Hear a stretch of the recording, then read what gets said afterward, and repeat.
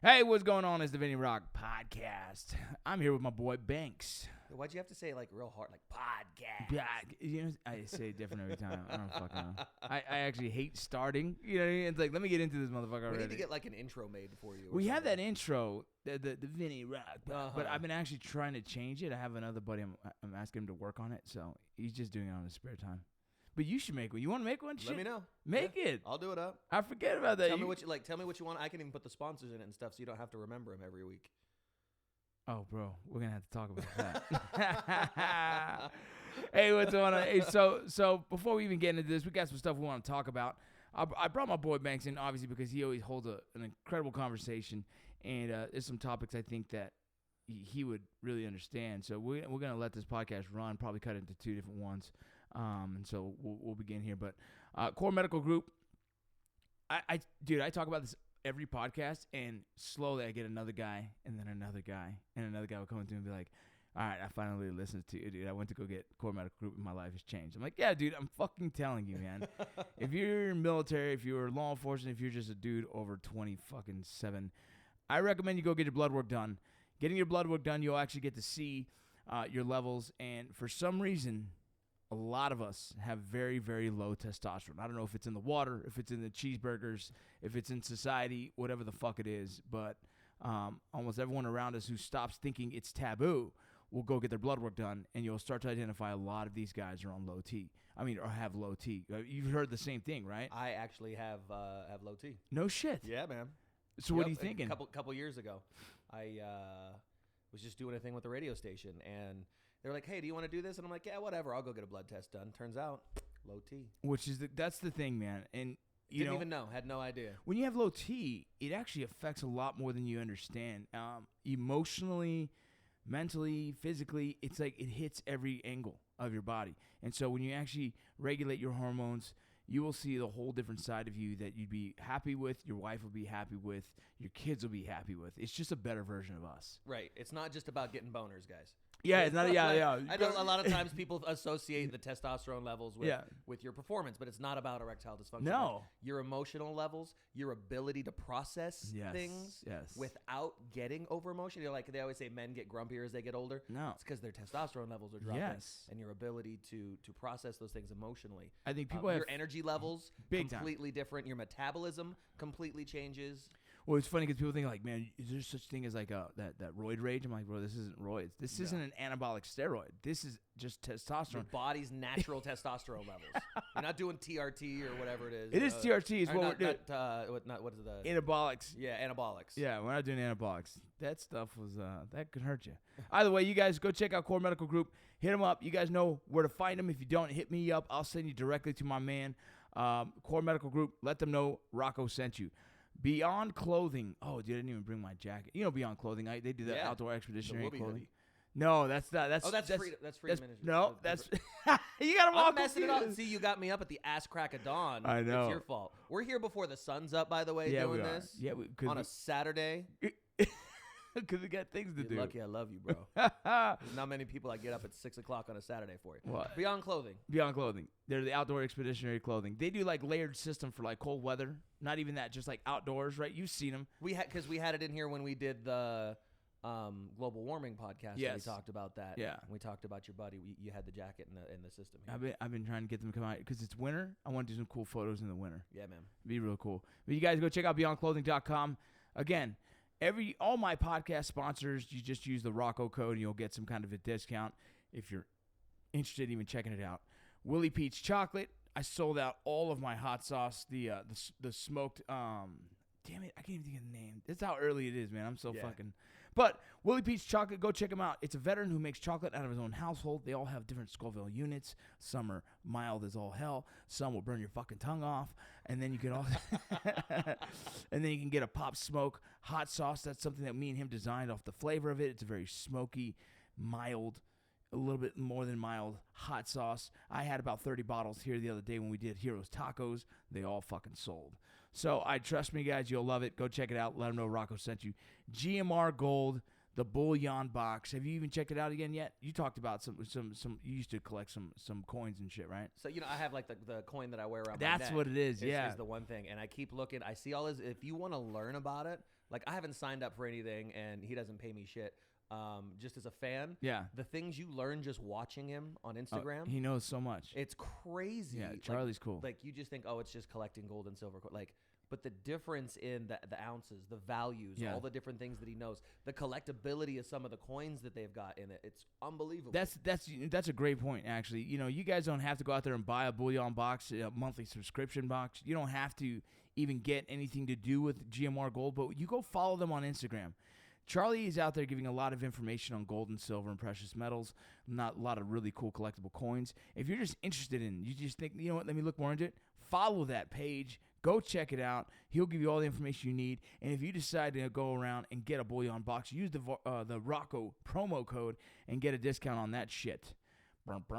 Ranger Up is my next sponsorship. You know a little bit about Ranger Up? I tell you, they're one of the like big military t-shirt they're companies. one of the big brands. That's the, one of my the veteran brands. Yeah, and they actually started making like a lot of wrestling and jiu-jitsu stuff, which have always been in the jiu-jitsu wrestling space, but now they're making these shirts. They're pretty cool. This weekend we had a wrestling tournament with Star. Back in it, back on the mat again, bro. Back on the mat again. We'll talk about that for sure because that's going to be a part of this, the whole conversation of coaching your own kids. But Ranger Up, go check them out. They have nice shirts. They have incredible different selections of shirts. They have fucking sunglasses. They have all kinds of stuff. I actually can't find my sunglasses right now because I went and took some photos from and freaking, I don't know, my man Vince Rockwell has them for some photos.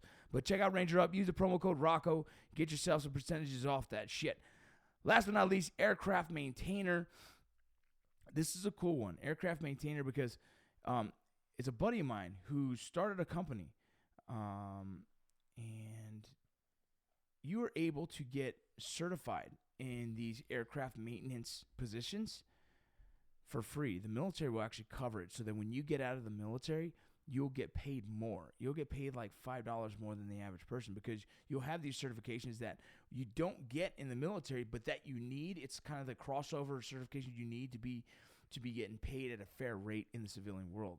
And so there's an FCC GROL, which is the General Radios Operator's License. You can get certified for that.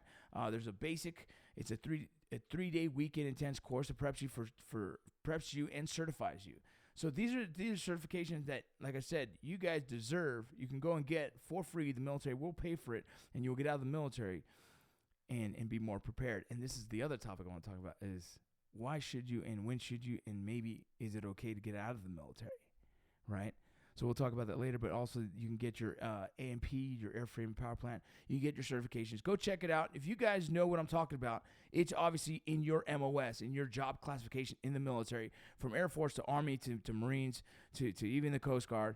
If you guys understand the concept of an aircraft maintainer and looking to get certified, go hit up aircraftmaintainer.com and let them know that Rocco sent you. All right, we're off to the races. Let's get into it. Boom. Dude, so Star's back on the mat. I saw you posted on Instagram. I mean, obviously things went well because she's a boss. Yeah, well, But- it's interesting. So last week, we've been struggling with her for about 2 years on wrestling. To understand the girl, like when we moved here 3 years ago, the last wrestling match she had 3 years ago was in the state championships in Texas State. She was wrestling against who ended up winning the number 2 in the state of Texas, and they were in overtime, and she lost because the kid had an escape. But like to just imagine the level of wrestling that she had to do just to be there already. She ended up getting 4th in the state, boys and girls, right? Complete co-ed. And she, after that match, she kind of was real broken. She ran up to me and said, I suck, right? And I was like, what? Just got 4th in the entire state of Texas. Yeah, boys and girls. Yeah. Crazy, right? And so I didn't understand that at first. I'm like, what does she think? I think she thought I needed her to be first place, which that's never the case. Maybe Right. maybe kids conceptualize that, and maybe at the same time, maybe the energy I'm putting off makes her feel that way. And so I get it. I know that my coaching style now is 100% different than what it was then. I was really pushing her to work hard, push hard, drive hard, and really trying to. I was the one who was giving her the motivation. I was the one who was giving her the energy, and I was the one who was like kind of pushing her out onto the mat, like, go, it's good for you. Yeah. You know what I mean? And I really believe it is good for them, but at the same time, I can't necessarily do that anymore. We went through since then, it was pretty much almost 3 years of struggling with her in wrestling, who gets on the mat and loves it, and then gets off the mat and is embarrassed of it. Right. Because she's not getting those first places. So the next season, I said, look, you're not going to be allowed to quit yet. I can't let you quit, but I'll fix it. You won't wrestle any boys. So we put her in just girls, right? And there's only a few girl tournaments, right? So she only wrestled maybe 6 different tournaments, 7 different tournaments, something like that. Never placed first. Well, and then the struggle we talked about too was finding girls in her weight class, and right. She was always giving up 20 pounds to some of these other girls and still finishing second. Right. Like the handicap that she was under, performance-wise, was crazy. Yeah, it was crazy. And still wrestling her mind out. And the other thing is, like, she is so unorthodox that she's nervous to go to any new school, right? She was so comfortable in Texas that trying to find her a new coach that she's comfortable with, it's been impossible because she's like, I don't want to wrestle unless you coach me. So it's me trying to find a mat for us to train just so she can get some decent training. It's the hardest concept. It's not very conducive to her becoming greater. But I'm trying to flow with her, you know? So she goes through the whole season and gets second place, didn't get first in any tournament. And again, she goes, see, I told you I suck. I'm like, no, dude, you're not in your weight classes, man. You're doing fine. She was still second in freaking the state of Utah. She was ranked 8th in the state of Utah, and she still acts like this. So then last season, she didn't even she didn't wrestle the first 2 weekends, and then she's like, all right, Dad, I'll wrestle. I'm like, okay. I mean, she's just gonna come off the couch and go. Yeah. She goes her first tournament, wins second place. I'm like, this fucking girl is so weird. The thing, I don't think she realizes like what a gangster ass move that is, though. That's to be like, you know what, to go like from couch to mat. Yeah. Just singlet and go, and take second in a tournament outside of your weight class. Dude, it's the crazy thing to watch because she had no cardio. Dude, she didn't train. Goes out there and you can see I don't know how she even mustered up the energy and the cardio to get through 3 crazy matches, like insane, and still do well. I'm like, what? Me and Chris were like, all right. A sheer force of will. Yeah, this girl can wrestle like stupid. She needs to commit to it, you know? So now she's a freshman year in high school. Before the season started, I'm like, are you going to wrestle this year? She goes, I don't know, Down. And Chris is already telling me don't push her because she already said she doesn't want to wrestle. And I'm like, well, I'm going to kind of push her because I think she should. And, you know, so I said, I think you should wrestle, but we'll see how it goes. She goes, but Dad, boys don't like girls who wrestle. Boys are going to think I'm a lesbian. And I'm like, what? It's a thing in girls' sports, man. You got like. I get it, right? And I get the concern.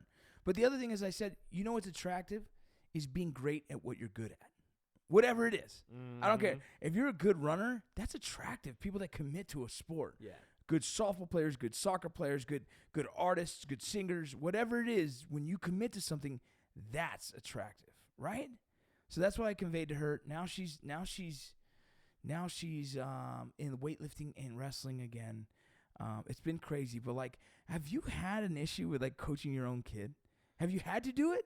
So I've had to coach Nugget a lot. My 10-year-old, soccer fanatic, you know. And I told both my kids, even at my 6-year-old, I don't care what you do. Yeah. You got to do something though. Yeah. You know, my parents were the same way. Yeah. I don't care what sport you play, but you got to play a sport. My 6-year-old wants to do everything my 10-year-old wants to do. So Bean decided he wanted to be a soccer player because his older brother's a soccer player. Yeah. Played a whole season, sucked. My kid's the one out there chasing butterflies and kicking daisies. Yeah. He's like running behind the group just to like say that he's running with, like he's looking over at us and waving like he's in a freaking parade. Yeah, like no competitive spirit at all. Could not care less about the game of freaking soccer. And so at the end, he's like, Dad, I don't want to play soccer anymore. I'm like, all right, what do you want to do? I want to play golf, Dad. Oh. I don't know where it came from. Yeah. But just he's like, I want to play golf, Dad. And maybe because he sees me go out and play golf or whatever. So we found him some golf lessons. Yeah. One of the golf courses here locally has like their tour pro from the course. They do youth golf lessons. Oh, that's cool. Loves it. Eats it up. No way. Has his own little set of clubs. Jumps out of the truck, gets his clubs, charges in there. Are you serious? Kid's 6 years old, smacking the driver like 30 yards. Oh my God. I'm like, cool. you know, hitting chip shots in from 15 out and, you know, sticking them on the green. I might get Jericho out there. Let me know. It's dope. It's super dope. And just as a side note, it's the #1 most unused Division I scholarship in college sports. Hey, send that information to Christy, dude, so we can get Jarek, because that's a sport she'll get behind. It's dope. And Jarek, it kind of fits Jarek's personality too. Yeah. So like he found his thing. And now golf is his thing. That's cool. You know, dude. he made that decision and he loves it. With Nugget, like the first thing he did was T-ball. Yeah. And he did that when he was like 6 years old. Yeah. Hated T-ball. Just didn't have any desire to play T-ball. I blame it on them being the Colorado Rockies for his team. I loved baseball, but my T-ball team was the Yankees when I was a kid. Yeah, so I had good heroes to look up to. Yeah, that's a good team. He had the Colorado Rockies to look up to. Shouts out to anybody in Colorado. I apologize for that right now. Send all hate mail to rocco@rocco.com. But when he found soccer, the light went on. Yeah. And I told him, I was like, look, as long as you want to do this, as heavy as you want to get into it, we support you. So we went through like the city rec league soccers, and you know, it's city league. You just show up on Saturday and play. So he wasn't really getting any coaching. So I started working with him. Yeah. And then he started getting more serious. He's like, Dad, I want to try out for a comp team. So we show up to this comp team, and I'm the only one that's really been working with him, like in the backyard. Let me ask a question real quick. Did you have any aspirations to be a professional athlete? I think we all kind of had that, right? I did, yeah. But I was always good at sports, but I was never the guy on the team that was great. Yeah. I was never the star player on the team. I was the starter on every team I ever played on. I was never a star. I'll hit you on that while I'm thinking about that. But go ahead. I was only the okay kid. So I'm watching YouTube videos how to coach him. You know, he's a goalkeeper. Yeah. You know, and that's which is special as fuck for something I know about. He's got the temperament for it. So we start going to goalkeeper trainings. He makes the first comp team. He ends up playing up a year because he's super good. Yeah. And they win all their divisions. He bring home medals and all of these different things. And now we're at the point where the kid's 10 years old. Yeah. They're playing in like the Metro Premier A, which is the top division for his age group with his team. And we have, I think I counted 1 week between his goalkeeping coach, his team coaches and practices, and he gets one-on-one coaching from a footwork coach that another friend of mine, Jason, has got us into. Yeah. He's had as many as 12 trainings in a week. Oh my goodness! At 10 years old. Do you ever get nervous about? I mean, you know when it's an easy decision to make is when your son loves it. Yeah. When he's like, yeah, let's do it. Because like that's me in baseball. My dad could have thrown anything at me and feels like, yeah, to help me get better. Yes, I'm in. That's where he's at right now. All day, every day. Doesn't matter what it is, how much it is. You know, he'll come home. Like I'll pick him up from school. Dad, what soccer do I have today? Yeah. He's fired up about it. But we went through a point about a year ago where he was kind of like burnt out. Yeah. And I get it. Like I know what. Like that's what I'm saying. You're 10 years old and like we're going to all of this shit all the time. That's the fear, dude. I'm burnt out. Right. So we actually took 6 weeks off. Yeah. Didn't do anything. It was in between seasons. Didn't go to a single training. Nothing. Yeah. Nothing. Didn't even pick up a soccer ball. That's important, man. Didn't look at a soccer ball. Yeah. And then when he came back, like his goals had changed. Yeah. When he came back, he didn't want to just be a keeper anymore. Oh, I was wondering about that. He wanted to play out in the field. And it just so happened that the next season had rolled over. We'd gone through tryouts. Yeah. And another kid had come on the team who is another good goalkeeper. Yeah. And because Caleb didn't want to start in goalie, this other kid become the first team goalkeeper. Yeah. And now Caleb gets to play out in the field. And the learning curve for him catching up is a lot playing out on the field. It's a different world, bro. For 3 seasons, I mean, because they have a spring season and a fall season for the little kids. He was the only keeper on the team. Yeah. He played every minute of every game. Yeah, so he's not out there dribbling the ball. So he's not out there running lines. He's not doing all of those things. So now he's got to catch up. He's got to catch up, but he did. Started scoring goals. Started playing right side, left side. Started doing things with his left foot and his right foot. And found his love for goalkeeping again. As soon as he started scoring goals and doing these things, he's like, Dad, I want to play keeper again. All right. So now he and his buddy, and the two of them have become really good friends, have bonded over these positions because the other kid plays the same position out in the field. So they can rotate. They're both front left strikers. That's cool. And so one of them plays half in goal, the other one plays half out on the field, and then they switch at halftime and trade up positions. But, it was weird seeing the burnout in a 10-year-old. No, dude, it's not weird because it seems to happen a lot more now. It's hard for us to find, like in the circle of friends that we have, there's very few of the kids that are in love with something at that age. Right. And just the fact that he is already like, oh, that he's picked something specialized like that. Yeah, exactly. Because like I did that, right? I found I loved that sport, baseball at a young age. Christy found out she loved tumbling and freaking gymnastics, whatever the hell, at a young age. My kids, I don't think any of them have figured that out yet. You know what I mean? So it's like, well, you can't get burned out. You haven't fell in love with anything yet. You haven't tried. They haven't tried anything, dude. So like, but your son doing it as much as he is, yeah, I can see there's going to be a burnout there. But at the same time, like, you re-fall in love with it is kind of how I did it. I was like, I think it was like 12 or 13. I was like, fuck this. Fuck baseball. I played year-round since I was 7. Right, you play on the travel league teams and like everything. There was a summer. I mean, you don't have a winter season really in LA. We had 2 weeks off. Now we're playing indoor. Bro, that's like they just won their league or just took second place in their league and got promotion, and now they've got like a 9-week indoor season. Yeah. Coming up, like straight, like 2 weeks off, straight into it. We got a tournament coming up in St. George in February. That's how wrestling was getting for us at one point, man. It's nonstop. But I'm like, you know what? I ask him all the time. I'm like, you still love it? Yeah. And there's days where he's tired and you can see it. And you're like, man, am I pushing him too hard? Well, that's the thing, though. The difference between that, like is your demeanor in everything, is you always have that mindset, right? Like, let me check on him. Checks and balances, right? Am I pushing too hard? Right. Checks on yourself. That's something like that's hard to watch. In wrestling, it's a kind of a different mentality it takes to even wrestle, right? It's a very, very this aggressive nature, right? And a lot of the parents are like, you can see like they're pushing their kid for themselves as well. I see it in soccer. There's a lot in every sport. There's a lot of shitty parents out there standing on the sidelines trying to make their kid get to a level they could never get to. That's the question I asked you earlier, right? Like that's why I don't coach my kids in baseball.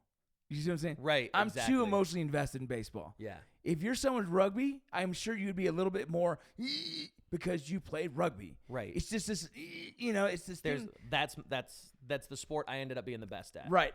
That's how I am with baseball. Like, right. I can teach everything so chill, but when you start going to baseball, I start getting offended because I love the sport. Right. And so, as the younger ones, I can't coach them because it's too frustrating for me. As they get older, I can teach it, right? Like, as my older ones, I'm like, all right, look, I can just explain why I'm going to teach this, and I'm going to show you, and then it's up to you to do it, right?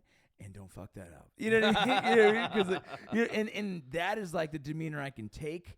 But, like, when it comes to, like, baseball and, like, Holden, who's 10, and he, like, I could train with him 1 week, and then the next week he forgot it all. Right. I'm like, all right, bro, I can't we're going to just take it to a coach because he'll have the patience for that. Me, I'm like, you just offended me, bro, because I love the sport. But I've learned that about me as a dad, right? Like, I know I can't coach my kids in baseball. I cannot until they get to like 14 age where I could really just talk to them, like where they're emotionally intelligent enough to be able to start getting it. Right. Well, they can break down why I explain down, because if I'm coaching, man, as you train soldiers in the military, the youngest dude I have in the military is 17, 18 years old. They can understand how I break things down. Some of them will still fuck it up, and that's part of it. But at least I can talk to them like a complete adult and say, hey, this is exactly how it's made. This is why. You're smart enough to figure out that.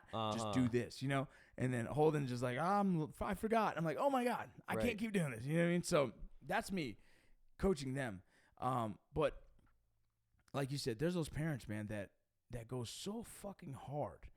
And so to even – I've almost gotten in fights at soccer games with other dads. Bro, that's the kind of thing I'm saying. Like, I'm loud and I'm very supportive, but I'm not like the screaming at the referee dad. Yeah. I'm not the yelling at the other team dad.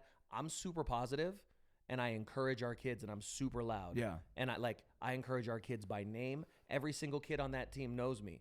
I substitute fill-in coach for the team when their full-time coaches can't be there. You get that positive feedback. Those kids know me, and I've got to try and reinforce as positively as I can everything they're doing on the field. And, I've had other coaches and other dads come across the field and want to stick their finger in my chest for some of the things I'm saying to my kids. Never, and I'm like, yo, they're 10, bro. Back it off. Yeah. Caleb being a keeper. I was one time, I'm a smart ass. Yeah. I got a big mouth on me. I'm cool if you're cool, but you want to test me, I'm gonna hurt your feelings. Yeah. So Caleb gets out. He's in goal. There's a one-on-one situation. Yeah. Kid gets a breakaway. All he's got to do is beat the goalie. Caleb comes out, slides in, makes the stop, and gathers the ball. Kid trips over the top of him. The other dad, who was obviously his kid, is screaming for a foul. Yeah. It's like calling unnecessary roughness on a quarterback in football. And I was like, really, dude? On the keeper?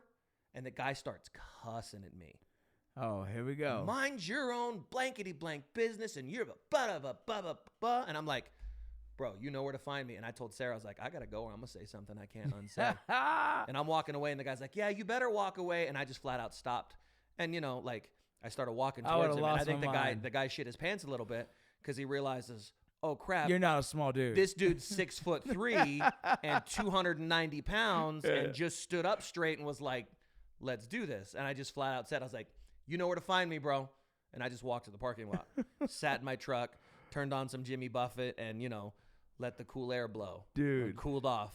But the intensity, like, there's nothing wrong with being loud. There's nothing wrong with being aggressive. There's nothing wrong with being, you know, that vocal when it comes to encouraging, coaching, and entertaining your kids. But there's a line. Well, it's a line that a lot of people probably don't understand. Like, I've learned the line. I think early on in my boys' careers in wrestling, I was like that because it's a sport I didn't understand. But I'm like, just be tough. Right. I don't know. Just go in there.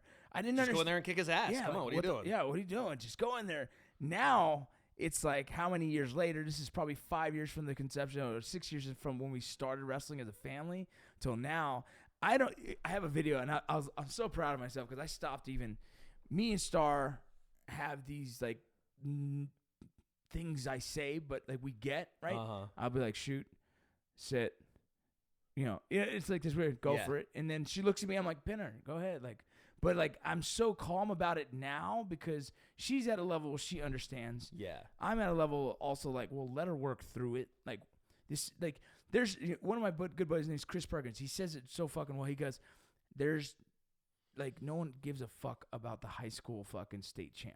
It doesn't matter. No. It might mean a lot to the person, the individual, which is cool. But that title doesn't go on and pay this guy's bills in the future. You know what I mean? There is no one cares Your about. career's not going to live or die by being a state champion. Correct. And that's the thing is like, so you as a parent, like have to like, and your kid as well. Like my kid can lose from kindergarten all the way to their senior year and then go to college and all of a sudden be great. Who knows? And not drop a match for 3 years. Exactly. No one gives, there's no fucking rules and think a state champ in kindergarten is going to be the fucking Olympian. There's no fucking nothing that says that. Well, and it's different from sport to sport too. Right. Because in combat sports, a lot of that losing is where the experience comes from. Yes, that's the best part. You know, and that's getting your ass kicked is the best thing for you. Yeah. Especially for as many times as like jiu-jitsu white belts all know. Yeah. Like you learn by getting your ass kicked for a really long time. Fucking time. Like your job is to get your ass kicked and then you start figuring some things out. You know? Wrestling, I'm probably sure it's very much the same way. I did martial arts as a kid. Yeah. And got my ass kicked in tournament after tournament after tournament. Yeah. And then I started to realize that getting kicked in the neck wasn't good. Yeah. And you start figuring some things out. You know, but in combat sports, it's different that way, and it's tough for kids because it's the reward for them is putting that trophy. Yeah. It's putting that trophy on the mantle at home. It's putting the medal on. And you don't always get that in combat sports until you get into the pro, the semi-pro ranks, or in the case of wrestling, when you get into the NCAA college rankings. Yes, NCAA, NAIA, all of those. Like when you start getting yep. into those different rankings at the adult level, that's when it matters. Yeah. It doesn't matter what you are when you're a teenager. Right. You know, it's. And at the same time, it's like, and does it matter? I mean, if that's your goal, right. Fuck yeah. But if it's not your goal, shit, get that college scholarship, wrestle the best you fucking can, get your education, call it a day. Right. Exactly. It's this funny thing. Like, there is no, like, our kids will be champs in baseball or whatever the fucking case, and that will not carry water in the future. So, like, us as parents, like, we have to watch that, too, to not hold on to that title as if, like, that's everything, right? Right. I think a lot of the time my daughter looks at me for affirmation. Like, she beat everyone the other day, like, with ease, and then kept looking at me. I said, Mama, stop looking at me. Like, right. It ain't me on the mat. I have nothing to do with the mat. It's too late. I can't walk you through it. From an emotional perspective, yeah, they need that. For sure. Whether I mean, even if you weren't her coach, yeah, if you were just sitting on the sideline, she's still gonna be looking over there. Yeah. She's still gonna be looking for that confirmation. Yeah. that she's making dad proud. Yeah. And the thing that we have to teach them, yeah. and this is one thing that my dad taught us really well and that I've tried to teach my kids is I don't care what you finish. Fuck. I care how you finish. That's it. You know, I don't care what the place number is. I care what you put into it. Did you put everything you could into it? And the biggest thing that my dad always said, and looking back on it now, it all makes sense because he never said this to us as kids. He's like, I tried to teach you how to fail successfully. Yeah, it's beautiful. Because people don't know, and people don't teach this to kids. Either, if second place is a first loser. Yeah. And all the stereotypes. Like, we're such a success-based society, and that fame and that success is so disposable. There's nothing substantial to that beyond the moment of glory, right. And then everything else fades and nothing has changed. Well, how do you fail successfully? Right, we identify success as medals, and that's false. Yeah. I identify success as being mentally tough the whole time, not making any mental issues, and fucking going out there and just doing your best. Personal, physical, emotional growth. Yeah. That's success. All I do is watch, and I see small technical things, and like, here, you got to work on these moves. Like, these are your technical issues that you tried. I didn't even coach it. I just sat there and watched, and was like, but how did you feel? She's like, good. I was like, were you comfortable? She was a little nervous. I was like, okay, cool. Well, maybe the nerves are gone now, but you're always probably going to be nervous, right? Yeah. And so I'm working on the mental side of all of her wrestling. Even my oldest one, Belle, she hasn't started wrestling just in practice, and we're already talking mental because I know that's where she breaks down the most. Right. Like, Belle is a mental wrestler, and she's the type, she's so much like me. If I showed up wearing the wrong socks to a football game, I had a bad game. Right, because I felt the world was laughing at me. Right. Like, I one time... Everybody's looking, everybody's noticing. Nobody cares. I one time had a football game where I didn't wear my sliding shorts over my jock strap, and I imagined everyone was looking at my jock strap strings through my white pants and laughing. Right. The worst game of my career, and nobody bro. noticed. Nobody No cares. one gives a fuck, right? No one's paying attention. But we do that, right? We create these I guess these things in our head that are going to slow us down, and that's what Belle does a lot. So I'm like, look, I can work with you better than Star because you have my issues. Right. I used to walk up to a ring, bro, and hoping the fucking lightning would strike and kill me because I'm terrified I have to get into the ring, and then all of a sudden you get there, you're like, oh shit, now I'm here. You know what I mean? But like all these mental things, like these blocks I've had to put myself through. The only reason I even got in the ring, I was like, my dad would be so embarrassed if I fucking stopped. You come from a family of fighters, though. Like your family, like, it's a birthright. Yeah, it's a different thing, in the thing, Vargas dude. house. So that's why like, I felt like so much pressure, and I hated it. Like, my brother never had a problem with fighting. Like, he just didn't fear it. Right. My dad doesn't fear it. I fucking hated it until I got in the ring. So like, I had this doubt that not even my dad could explain. You know, because it's like, I don't know, I don't feel that way. So, right. Well, he's put you through the rounds. Yeah. He's put you through the training. Yeah. Done everything he could do to make sure that you're physically ready. And then you fucking have my dad who's never afraid of fighting. My brother who's never afraid of fighting. So they can't even break down like why I got this feeling in my stomach I'm going to throw up before a fight. You know what I mean? But I have a daughter now, and I also have, so my oldest son, it's not my son, I've raised him for years. I call him my son because I treat him as my son. But his name is Justin. He was a fighter out in Eagle Pass.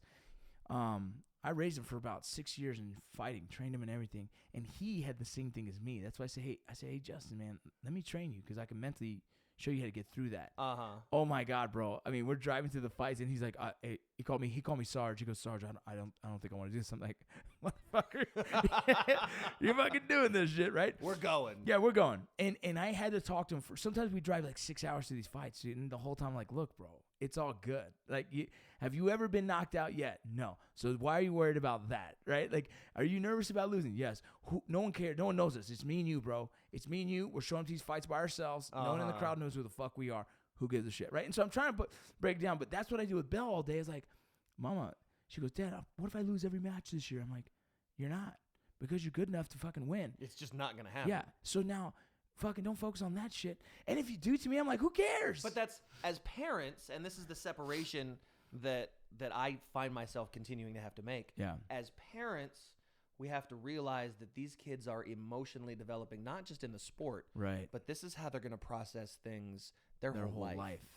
You know, and that's the gift and the curse, right, of what sports does. I mean, for guys like you and I that played it to a certain level, you realize that there are, and I was blessed to have good coaches that taught us the healthy mechanisms and the processes to go through, and then how to deal with it when you fall short of those goals. That's what kids need to know. There's a lot of coaches out there, because they're making money on strictly the success of their teams and their players, care nothing about success or the mental health and well-being of that young individual beyond them being successful. I agree. And when they're not successful, they kick them off teams. They kick them out of programs. And now you've got a broken little person. You've got a broken young adult who's based their value and their worth on success, when their value and their self-worth and their contribution to society isn't based on whether or not they pin somebody on a mat. It's not based on how many goals my kid stopped. It's not based on how many he scored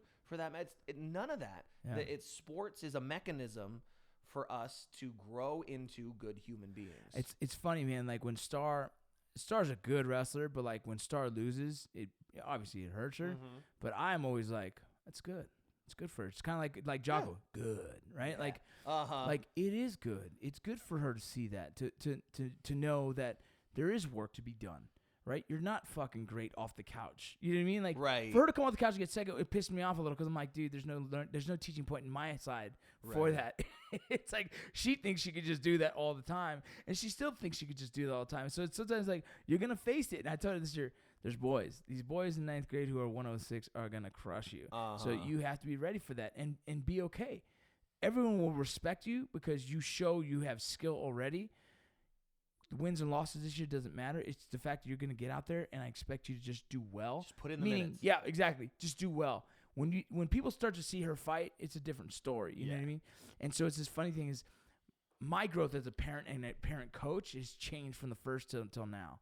I used to be kind of aggressive on them, like, come on, what are you doing? Rah, rah. Yeah. Now I don't. It's more like after the fight, after the whole wrestling match, I'm like, we're driving home, and it's like, all right, cool. Don't look at me for affirmation. You got affirmation all day. I'm proud you get on the mat. No big deal, right? You get on the mat, you win. I love the fact you showed up, right? Love you no matter what. Just being there. No matter what. You showed up, that makes me proud. 100% unyielding support. That's it. And then there's things where she makes a mistake and she does a face and goes, I'm like, that moment won't always exist. With a great wrestler, you won't have a second to question. Right. So don't do it now. React, you make a mistake, fix the mistake, and keep on moving. And I'm like trying to fix her for the next fight mentally. All the mental breakdowns she was doing is all I'm trying to work on now. And none of it is like angry. It's like, it's okay. You lost. It's okay. You win. It's okay. Like you don't see me get that excited over a win. You don't see me get that excited over a loss. It's this kind of this even keel, like, cool. How do you feel? Here's the technical mistakes. Here's the mental breakdowns. This is what's important to me. And at the end of the day, fucking first place, second place, third place, last place, no one gives a fuck, right? I don't personally give a fuck. Right. How do you feel about that? You don't like that? Okay, cool. Do you want to work harder? Okay, cool. You know what I mean? Do you not? And do you want to pack it in? Yeah. Do you want to do something else? Yeah. Is this not for you? That's fine. Okay. There's this weird space where I have to kind of give a little bit of a push, right? Because sometimes your kid just embarrassment is what wants them to stop. That's not when you quit, that's right? That's not a reason to quit. Yeah, that's never the reason to quit. It's got to be, you know what? I really don't love this. But I knew she loved the sport. When you put her on the mat and it's one-on-one, she would fight till the death. Right. And I'm like, okay, there's something more burning inside this girl, and it's why I know she needs it. Emotionally, she was just embarrassed of the loss, which socially, it's a tough sport for a girl to excel in. Completely, but it's not that physically she's not able. All your kids are great athletes like that, and they're good little human beings, by the way. Thank you very much. When we were hanging out with your dad the other day, we were having a good laugh. You were off talking to somebody else, and he's like, so how do you know Rocco and blah blah blah, and so we start talking, and I was like, but beyond all the other things, that you are, that your passion for being a father and your passion for faith are the two things that I admire most about you. Thank you so much. And it's, as our families spend more and more time together as friends, I love seeing that. And our kids all enjoy that company because I think you and I tend to look at the world the same way and see those same things in our kids. Right. And part of that as a coach is realizing I'm not just bringing up a good athlete. Yeah. At the end of the day, I mean, how many athletes ever go pro in anything? How many, like from high school to college, we know it's like 3%, right? Right. Ever go on to play a high school sport to go on to play a college sport. Yeah. And of that 3% that play a college sport,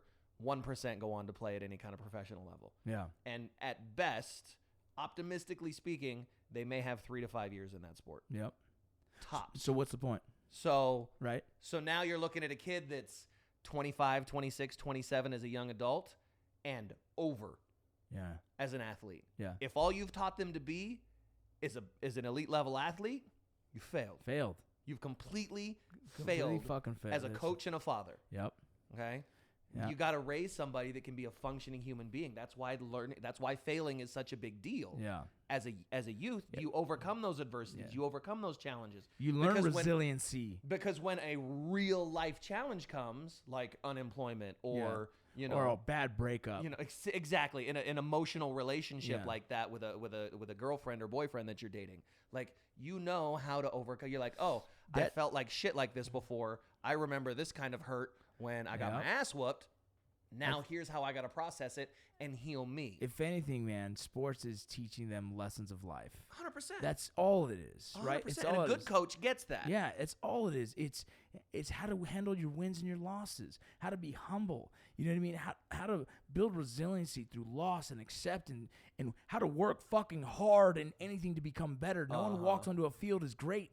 It's like everything about sports is what prepares you for fucking life. So if you're going to do it at a high level, cool, good, okay, that's on you. But in the end of the day, if it all gets stripped from you, how can you use all the tools that you've learned throughout the years to be successful out there in the fucking world? Take it all away. Like some people are identified. Like we all do that. We all do it. Everybody has their tribes, you know, you're a part of something, and especially at high school, dude, people are, it was the same at my school. You're defined by being, in my case in New Zealand, you were a rugby player, or I played volleyball, and we had cricket players and soccer players, and there was all the different things, and there's even more intricacies in American schools that people are defined by their cliques, by races, by whatever. Yeah. When you take all of that away, because as soon as you graduate high school and you realize all that entire social structure was bullshit. Yep. And means nothing. And that none of it matters and no one cares. No one gave a fuck. The prom king and the guy that no one even knows his name. No one gives a fuck. The prom king is like the dude that's going to end up most likely to be a plumber the rest of his life. It's just and not own the plumbing company. Like he's going to work for somebody else and make a good living for his family, but he's just going to be another guy. It's just that. And the little kid that you shoved into the locker is probably going to own his own tech startup and make $50 million. But that kid wasn't the cool kid. But that kid understood that his hard work and his success socially at that age didn't define who he was going to be. For sure. And there's so many people that talk about these were the best years of my life, and. You know why? It's because there's no stress. Right, exactly. It wasn't because those were the best years, because you didn't have shit all else to worry about. You didn't have to pay your bills. You didn't have real problems. Yeah, you have real problems. That's why. Best days of my life. But you can tell the kids that had a good coach. Yeah. Because they're prepared for life, not just for sports. That's what it is. And I've been blessed that like my first Kempo coach, my martial arts teacher, had his own demons, had his own dark side, but he understood and saw something in me that he could help mold and shape and helped create me. And then my football coach in California before we moved to New Zealand was an unbelievable man and a man of character. My coaches in New Zealand were fantastic. And knew how to develop quality and character in a person that would translate on the sports field, also knowing it was going to translate in real life. Yeah. That's the cool thing is, I've learned a lot from, one of our coaches here is Billy Cox. He's one of the top like female coaches because his daughter was actually the first female in Utah to win a state title as a girl against all boys. Incredible. But I think he's learned from a lot of the years of pushing his daughter, pushing his own son, and now how he mentors me as I mentor Star. And it's a really cool relationship we have. We're sitting there, he goes, let her go. And I'm like, okay. But that is what he now gets it. He's always gotten it, but he gets what me and her are now going through. And I think he also is trying to have me avoid maybe some of the mistakes he's made as a coach to his own daughter. You know what I mean? So he tones me down. He also allows me to allow her to mess up or allows her to figure it out on her own. It's the hardest thing as a parent coach because obviously, like I want my kid to succeed. I want him to win. Like I want that experience for him. Nothing feels as good as success does. For sure. When you work hard and you meet your goals. But at the same time, as a parent, I have to realize it's bigger than sports. Yeah. And, there's a line, and most people don't see that line socially. It's just about success. It's just about winning. And if you're pushing that on your kid, you're being a douche. That's it. You really are. You're not parenting. Don't force your insecurities on your kid. Don't force your failures when you were an athlete and because you didn't make it to a certain level and now you want to push your kid through that. Like, be self-aware enough to realize that you go to that place when you become that parent coach. Bro. Like, a lot of parent coaches don't. They're great. They're fantastic. Yeah. They get it. But there's enough that are toxic to the entire culture of the rest of their team and any opponent that they might face. It's toxic. And you're the problem. Not your kid, not your coach, not their failures, not their successes. That it's that toxicity that is causing a problem. And it'll eventually spill onto that kid, and that kid will start to take on the same personality. Yep. And it's not good. Well, fucking A, let's get through with this one. Dude, I appreciate that. That is exactly like, it was crazy this weekend being able to watch Star grow and how she is in wrestling, and also to kind of have the checks and balances on myself and how I coach her and how different it is. And it's been great to watch her lose and lose and lose and have some success now and win. And but going back and forth, but like the most important part of it was making sure she knew that Dad was there no matter what, whether she wins or always gonna love her no matter what. And you know, picking her up no matter what. And it's just been good. It's been a good time. It's been good for me learning. Hopefully you out there listening, any of you that are coaching their kids or seeing their kids in sports, understanding the only thing that sports is really doing that's important is teaching your kids some of the fundamental things they need to learn as an adult. They will build resiliency with their losses. It's okay to let them lose. And fucking A, man, let them have fun. Let them know you love them. Yeah, that's all it is. No matter what the outcome is, make sure that kid knows, no matter what, that you love them. Hells yeah. Part 2. Fucking A. Do you want to go grab food real quick or something? Shit? No, we're good, dude. We're good. Okay. I got my fierce melon Gatorade here, bro. There you go. Fierce melon. I haven't drank Gatorade in a minute. Dude, so it's just funny, you know, a guy hits me. I get a lot of these messages about man, I think I want to get out of the military. I'm not sure. And this dude messaged me this morning. I'm trying to find it, but you know, for any of you guys that are in there, trying to figure out whether it's a good thing to get out or not, dude, when you message me that, I'm always like, I don't know. What's your situation like? Because I know my situation, you know. I still wish I did 4 more years because there's just a little bit more experience I wanted to have in certain things. I wanted to try to go special operations, like even bigger. I wanted to try and go Delta. I wanted to try out for a few things and just test myself. But I also wanted to try being successful in the civilian world. You know, when I remember on my way to basic training in the bus, I'm already like, all right, this is stupid. Because I'm 23 years old around a bunch of 17-year-old, 18-year-old kids, and I'm like, all I had to do was apply myself. And I told myself this. I was saying the exact words.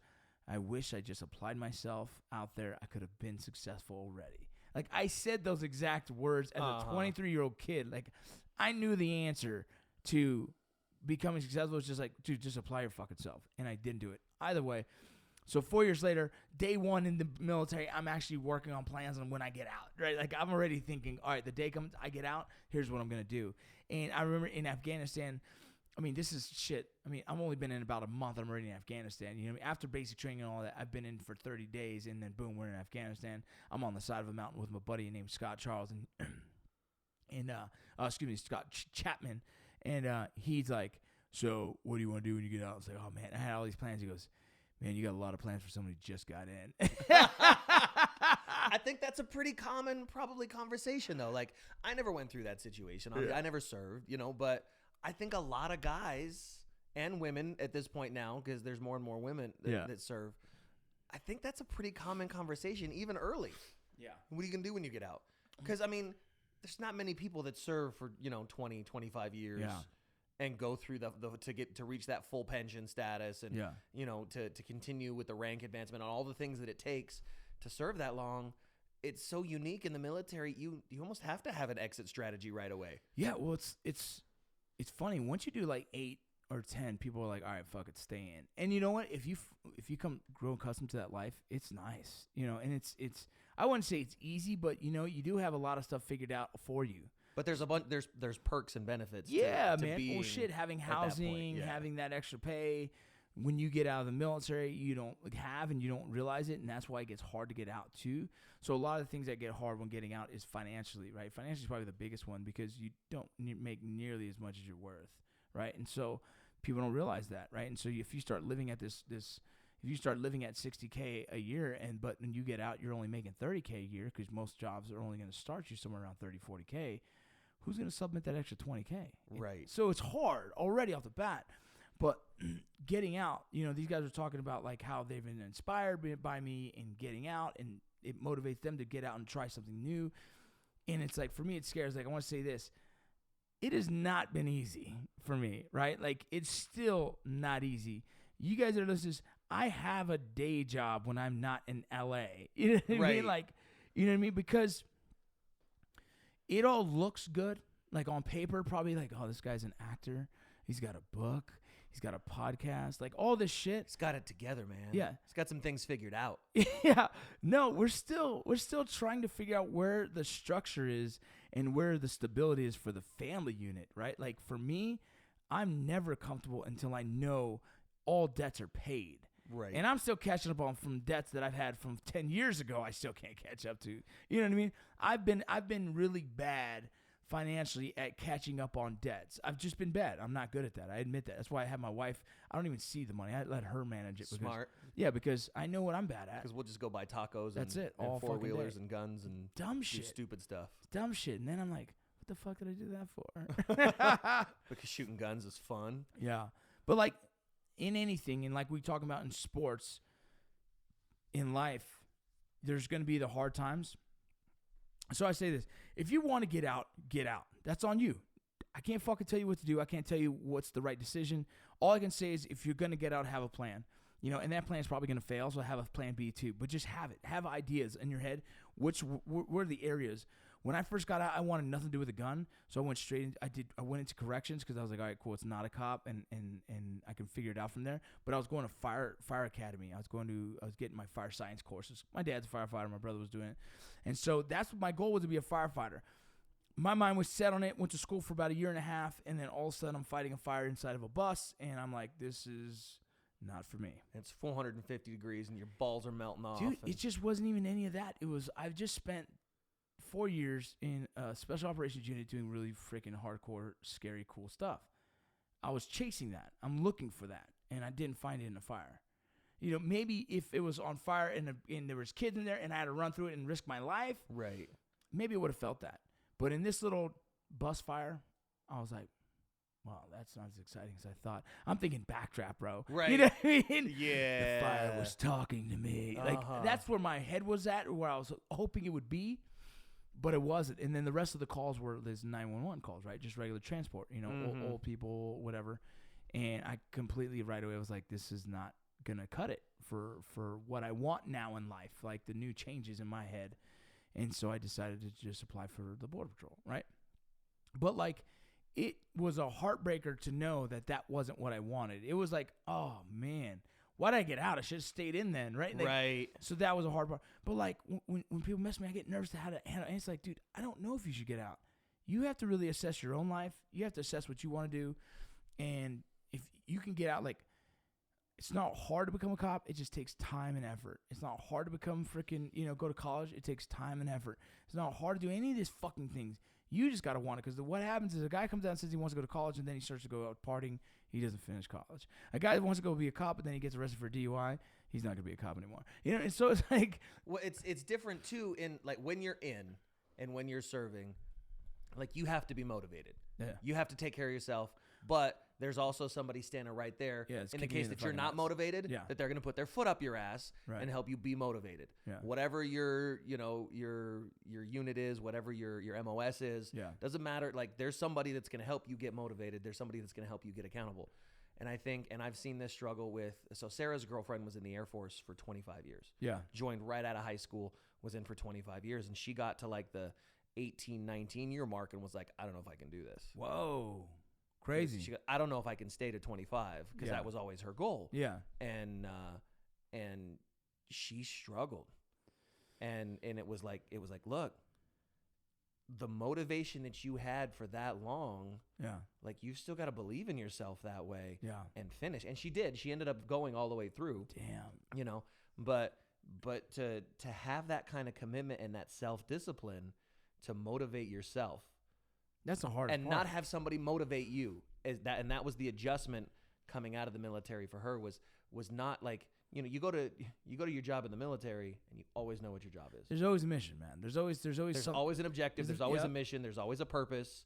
You know, it ain't like that in a real world. No. Sometimes you wake up in the morning, you go, what the hell am I going to do today? Yeah. Or you know where you got to be, right, but you don't know the steps to take. You know, there's no standard operating procedure for how to get there. Yeah. And it's different for everybody. So what works for one person isn't going to work for another person. Yeah, you got to have that belief in yourself. So let me ask you this. What's your motivation? What was your motivation? How about, you know, what is it that drives you? To create a better life for my kids than I had. Yeah. That, no, like at the end of the day, no matter how successful or unsuccessful I was, did I set my kids up to be more successful than I was? Yeah. You know, my parents, my dad came with his family to America in 1954 for a better life, or 64. Yeah. He was born in 54. They came to America in 1964, mixed race immigrant family coming to California. Yeah. To have a better life, because they knew in America we could have things we couldn't have in New Zealand or in Samoa. Yeah. And my dad went into the Army because he saw a pathway to something better, right, than just being the son of a mechanic in an immigrant family. And he ended up doing 3 years as an MP, and then was like, all right, this ain't for me. I'm out. Yeah. You know, late 70s, end of the Vietnam War era, was done. Wanted to be a cop, went to school, was like, I think he still kicks himself for it. I think he's like 2 credits short of a degree in political or criminal science. No way. Wanted to be a cop, wanted to carry that on. Yeah. From military, and he used the military as a way to get into police work. Yep. And I think a lot of guys have that same pathway, which is great. But he ended up being a plumber. Yeah. By trade, because mom got pregnant and had a family, and Yep. all these other things happened. But what dad always had was the drive. Yeah. The determination to be better. I mean, he went from just being a plumber for somebody to at one point owning his own company and selling that company and getting bought out of it. Good. You know, and other things happening. So it wasn't ever just about the change. Yeah. It wasn't always just about being. It wasn't always just about paying the bills. Yeah. It was always working for something better. And for me, that was my goal. Like, he made a better life for us than he had. My kids have lived a much better life at their age than I ever did at that age. For sure. And have so much more. So if I can set them up to do the same for their kids, then we've got a whole generation that's been lifted up. That's my motivation. That's kind of the goal for, it should be, in my opinion, the goal for everyone. I try to explain to my own kids that as well. It's like, all I want, my parents want to be better than their parents. They want to be in a better position. I want to be in a better position than my parents, and that's what they want for me. Right. You know, and I want that for my kids, and so on and so forth. Eventually, your whole generation, you know, like your whole bloodline, your family line has improved so much. Well, then we're going to start seeing, I mean, it would be unheard of for someone in my family to become a doctor. Right. Like, we would all be like, whoa, it's the first time ever. You know what I mean? I think we have 1 or 2 masters in our family from all the way from down all the way up. I don't think we have any doctors right now in our family. And that's like the whole Vargas, the whole Gonzalez, mom's side, dad's side, like no one. That's just to show you where they started to where they're at now. There is improvement, but it's not like we haven't had this vast improvement, this great jump. Right. But then you look at like our kids. Oh, bro. I mean, and look at where they're at. Like, it's not, can I afford to go to college? It's not, should I go to college? Like, these kids have the opportunity to go and do and be whatever they want. Yes. They're set up already for success so much farther than we ever were. You know, like, we were poor. I didn't know we were poor growing up. Yeah. But like, we lived out of food banks for months at a time. I trip out. We were poor. I trip out, man. For a lot of my youth, like, didn't have, when I came back to America, I came with 2 suitcases and $400 at 19 years old when I moved back to America. That was it. Dude, it's crazy because to see how the kids are living now, and I get nervous. I'm trying, like, I don't think I spoil my kids, but I think they're spoiled by nature of just being. My kids are spoiled as shit. My kids, I know it, you know. Yeah. I absolutely know it. But, you know, I'm that dad. I want to give them everything that I never had as a kid. I try not to. I'm scared about that. But at the same time, it's like, I think inadvertently there's no other answer but like, yeah, you're going to get a chance to go eat at Texas Roadhouse, probably once a month because I like the fucking place. Right. Right. But my place, when my parents got paid, we went to Sizzler, and that was a big deal for us, dude. Oh, Sizzler was the I remember, so my wife and I, she jokes about this all the time. She'll listen to this and get a kick out of it. When we started dating, like the fanciest place I'd ever eaten dinner at was a Red Lobster. Yes, dude. When we started dating. Same. Like that was the poshest restaurant I had ever been to. Yep. The first date that she and I went on, she took me out on her sailboat at the yacht club in Florida. What? And I'm like, yo, what kind of life are you living? And she goes, what? This is just where I keep my boat. And I'm like, no, babe, like before tonight, like if I was in a yacht club, it was breaking and entering. Yeah. Like that's like, I should not be at a yacht club. I should like, yeah. She's like, whatever, let's just go get some ice and let's go sailing. And I'm like, okay, this chick is awesome. I'm gonna wife this girl. Yeah. But her expectation of what was normal and my expectation of what was normal were different. Now my kids, like, hey, Dad, let's go on the Razor this weekend. Yeah. The fact that we just have a Razor. Yeah. That's just parked in the garage. Yeah. That, we're planning trips overseas. Yeah. The vacations that these kids have been on. Yeah. That they're so blessed. And I'm blessed and grateful to be able to provide that for them. Everything. And I mean, going back to the point, if you're looking at getting out, what is your plan to provide a life for you and your family that will improve on your situation now? And if you don't have one yet, stay in. Maybe it's not time to get out. Yeah, stay in. Even if you don't enjoy it, there's a time to do what you want to do and a time to do what you have to do. Okay? Yeah, and sometimes staying in might be the best way to provide for your family. If you have a good plan, that plan can also fail. Like if you don't 99% of the time that plan is going to fail. There's something we say in the Army. They say all plans fail upon first contact of the enemy. Right. Like, yeah, you have a plan to go to college, you get out and you realize like, oh fuck, dude, it's a lot harder to get college done as a 28-year-old around a bunch of 18-year-olds. Just the emotional fucking part of that alone is tough. Here's the thing, and you and I said this in the truck the other day, and it just made me reminded me of this, and I thought it just hit me. When you enlisted, when you signed up, you believed in something so much that you were willing to give your life to go in service for your country, that you felt that strongly about it. Yeah. Believe in yourself that much when you get out. You believed in being a part of something bigger than you when you got in. Yeah. All the resources, all the training, all the skills, every effort that anybody ever put into you to build you up as a soldier. Yeah. Use that for yourself and now believe in you when you make your plan to get out, because no one else is going to fight for you. That's the hardest thing, man. There's a lot. And just that reminded me of something, man. It's like a guy hits me up and says he might be losing his house because he can't find a job, and can I help him? And I'm like, dude, I can't help you. I could barely help myself. Right. It's a hard time right now. Yeah, but that mentality to reach out and ask for help in that aspect, sometimes I get it. I get the desperation of it. But what I also don't get is like, you know what I did? I got a job. I applied at 30, 40, 50 fucking places. I stayed up one night, and Chris is like, what are you doing? I was like, look, Christmas is coming around. Mine's check stopped. Right? Straight up. Those stopped. Maybe residuals later on. But right now doing the accounting, I know there's a gap in funding, and it scares the fuck out of me. Right. Maybe a book sells. I got another book coming out here soon that I co-wrote. All these things are maybes, bro. There's no guarantee, right? I can go do some military time, but I'm trying to medically retire. So it's like all these things doesn't make sense.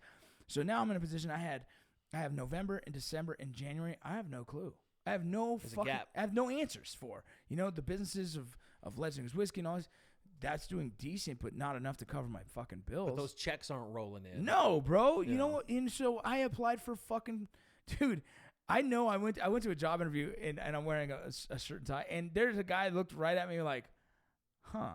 And I'm like, I know he knew who I was. I was probably like, there's no way this dude's in here looking for a job. Like, yeah, dude. I have no ego, man. There's no ego in that. And so getting out of the military, that's what you have to have. You cannot have the fucking ego thinking you're an E5, E6, E7, E3, that you're fucking whatever you've done in Iraq and Afghanistan fucking matter. None of that shit matters in the civilian world. As hard as that is to swallow, and that might be a hard pill to swallow, you start from a scratch here. So you have to apply for every fucking job just to keep the lights on. I kept the lights on, and I was going to fucking school full time. Not because I wanted to, because I needed the GI Bill money. It was another way of making a check. That's what I was doing. I was going to school full time. I did 23 credit hours one year because I was doing my EMT class, my fucking fire science classes, and I was doing all this because I'm like, all right, I need this money, and then and then I started taking a swimming class because like I need more credits. So I'm taking all this. It's got a really graceful backstroke, by the way, you guys. Yeah, I can swim. That class ended up paying off of me going to Borstar Academy selection and swimming there. But it's this thing, like, I am forever working towards the goal of making sure my kids are good. Right. Whatever the fuck that means. Like, the military, they took care of me enough. Out here, it's only me. And so I can't sit and point fingers at, like, the world's not giving me opportunity. It's like, no, I'm not going out there and getting opportunity. Like, Christy knows. I even said, like, look, if I have to, I'll take a contract job overseas. I don't give a fuck. Right. There's nothing that's going to stop me from making sure my kids and family are good. But you're the guy on TV. You're Rocco. Yeah. You're Gilly from Mayans MC. You know how many interviews I've had to explain that? They're like, can I ask, did you just get killed off the show? I was like, no, but I'm also one of the lowest dudes getting paid because of the fact that I'm one of the newest actors. You can't expect a new actor to go out there and make bank. It doesn't work that way. Just because you're on TV doesn't mean you're making $20 million a year, guys. Right. I'm still working towards the goal of becoming a great actor. I'm not nowhere close to that. And so, like, some people will never understand that, which is fine. But it was, you know how hard it is to sit in an interview and someone do that? I'm just like, I've had it. This is 3 times I've had to explain this today, but here we go. That's hard pillow to swallow, dude. It like really is. Like, I told myself, like, this sucks. Oh well, right? Like, yeah. Here's the thing, like, if you're thinking about getting out, or if you've gotten out and you're thinking, shit, now what? Because something didn't work. Yeah. When you get out, you have to find out whatever that purpose is for you, whatever your purpose is, and chase it relentlessly. Yeah. And do whatever it takes. Nobody's gonna give anything to you. That's not the American dream. Right. Everything is out there to be taken. That's the everything is out there if you go and do everything down to your last breath to go out and take it. You can have anything in this country. Big point to me, like what I was trying to say is like, it's okay to start at McDonald's. No shame in There's no shame in that. It's okay to start at Walmart. You might actually find that you like the Walmart. You love the company and you want to grow in that company. You might find that. But if you don't, at least you're paying the bills. At least you keep the lights on. You know what a manager at In-N-Out Burger makes? How much? As a manager at In-N-Out Burger, $80,000. What? $80,000 to be a manager at In-N-Out Burger. I'm gonna go apply for You know what a store manager makes at Home Depot? How much? You know, they hire veterans all the time at Home Depot. Right. And you're kicking yourself, I'm just working the fucking paint desk at Home Depot for $12 an hour. But guess what? You get in their management program, they subsidize all your school. You're making $120,000 a year working through your programs as a store manager at Home Depot. So just because that's where you are doesn't mean that's where you're going to have to stay. Yeah. Look into the options. Be the best at whatever it is that you're doing, and know that good things will come on the other side of hard work. I've always told myself, if I had to get a job at McDonald's, like, that's fine. I'm going to own that motherfucker in 2 months. That's how I do everything. Like, how many stories though have you seen of somebody that, like, oh, I started out at 16 working in this McDonald's, and then they become a shift supervisor, and then they become a store manager, and then all of a sudden they've been working there for 20 years and they own the McDonald's. You know how much it costs to open a McDonald's franchise? How much? It's $1 million. Jeez, oh my. $1 million. That motherfucker. But guess what? Turn and burn. 6 months, it's all revenue. Oh, 6 months, it pays for itself. Revenue, bro. Those are ballpark numbers. I don't know those numbers specific, but it's ridiculous like that when you start getting into that level. But you know what it takes to get there? A shitload of hard work. That's what people don't get, man. It's like that's the when I get these messages, I'm like, man, if you understood how frustrating it is to hear these, because I know there's jobs out there that'll hire you. I know there is, and if there's not, there's self jobs. There's Uber, right? Like, I got a buddy doing Uber, and fuck that dude. It's hard to do it, but fucking do it. Look, go cut grass. Anything. You can buy a lawnmower for $25 at a pawn shop. Yep. and throw it in the back of whatever vehicle it is you're driving. Go buy a weed whacker for $30 from a pawn shop. Now you got a lawn mowing business, and go knock doors and do that. And guess what? In a couple months, you'll have to hire somebody else because you'll have too many lawns to mow. And then in a couple more months, you'll have to hire a crew. And then you have to hire a second crew. And before you know it, you've got a full-blown landscape business. That's it. But you got to put in the work. It's this thing, man, where the way I think of like jobs and work and finances, I think of it in like echelons, right? Like in steps. Like I know where I want to go, and I know I need the financial backing to get there, but right now this is what I have here. So from here, I'm going to get there, right? Slowly. Yeah. Like I knew I wanted to become an actor. I didn't just jump straight into Hollywood to get acting. You know what I mean? Like it was that slow transition of like, well, from YouTube, and we produced a movie, which I was like, oh, I'm already doing it, but that's not the level of what I want to do it at. I hit up my boy and started doing those Dads in Parks, right? It was just kind of like, I can start here and really start. And I started, actually, when I was in LA doing Dads in Parks, I was talking to him about, hey, I'm interested in doing more improv. He goes, yeah, come on down. We can do some improv here. Cool. And I was actually scheduling how to start doing some improv. It was a slow thing. Like, it was going to take a 10-year plan to get to where I wanted to be. By the good grace of God, I got there a lot sooner than that because of the opportunity with Minds. But I always think like that. Like, I know what I'm doing now, I get there now. I actually really like the job I'm doing right now. Then I'm like, man, I would love to see this help grow this company through social media marketing and building their training. I'm excited about that. You know what I mean? So I would like to see that grow. And if I could see that grow, then maybe down the road, this is going to be something I can actually stick with because then I'm home with the family. You know what I mean? Like, right. So all these things I always think about, like levels, the barbershop, as we start continue to trickle in, slowly growing, we're going to be able to get more. So when that thing's bringing in money, I can turn that money into something other business, right? And so right. I guess I always think in echelons of it. But dude, I used to fucking Uber. I used to fucking sell cars. I've done everything I had to.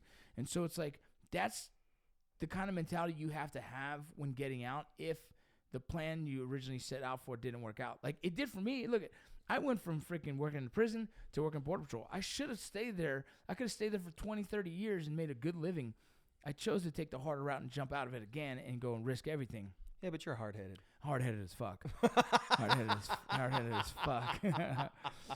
But I did have a plan, and it took me 2 years when getting out to get into the Border Patrol. So it's like I wanted it, and I stayed the course. I stayed out of trouble, and it was manageable.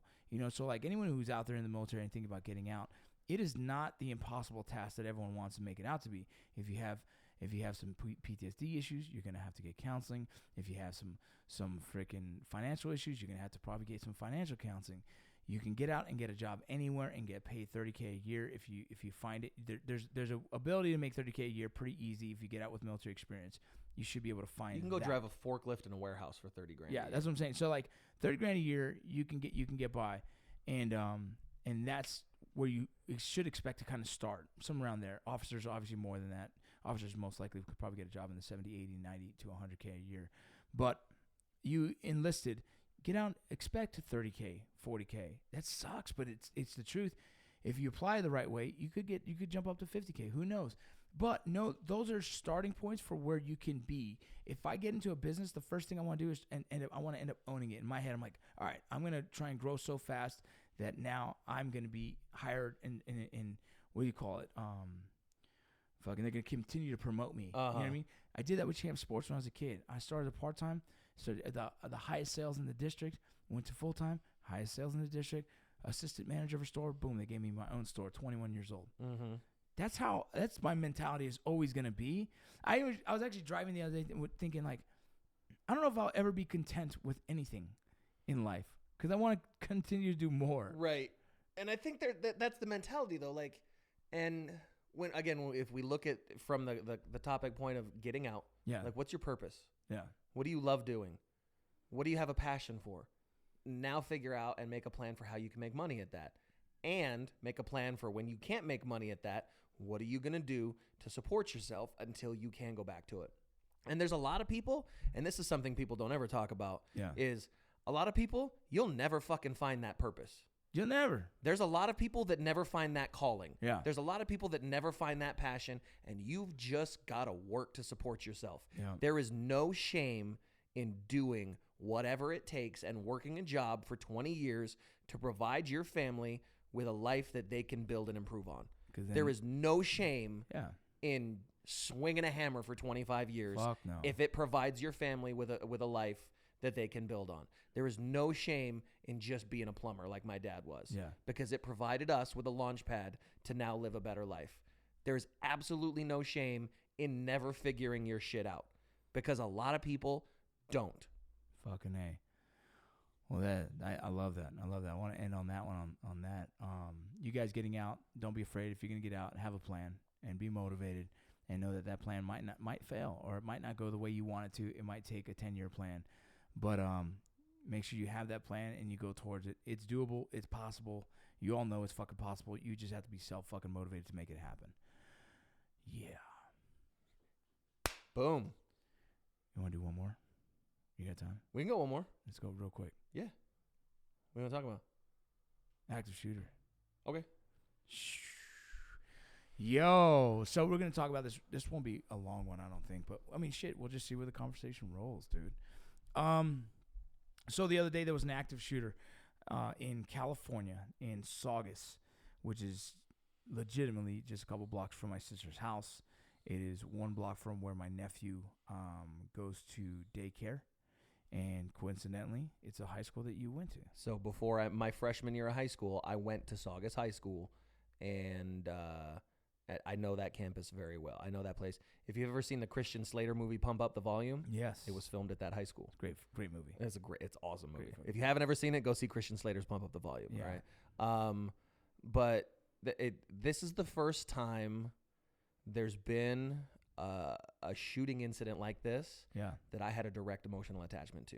So many of my good friends graduated from that high school. Obviously, like, my freshman year of high school was spent on that campus. Yeah. You know, my first high school girlfriend, you know, the dances, the making the sports teams, all of those things were emotionally related to that place. I mean, the quad where the shooting happened, where we ate lunch every day.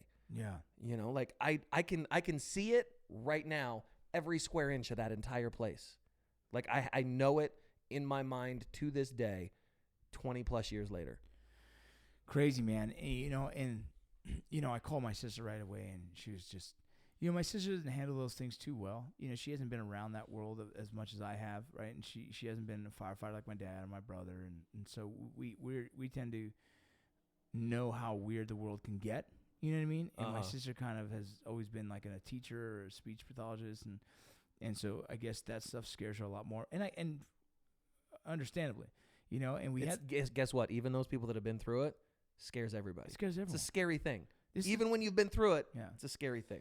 You know, and it always sucks to watch how social media kind of takes charge of it, and mainstream media tries to take it and spin it into some kind of political argument. You know, there's some facts that we have to accept.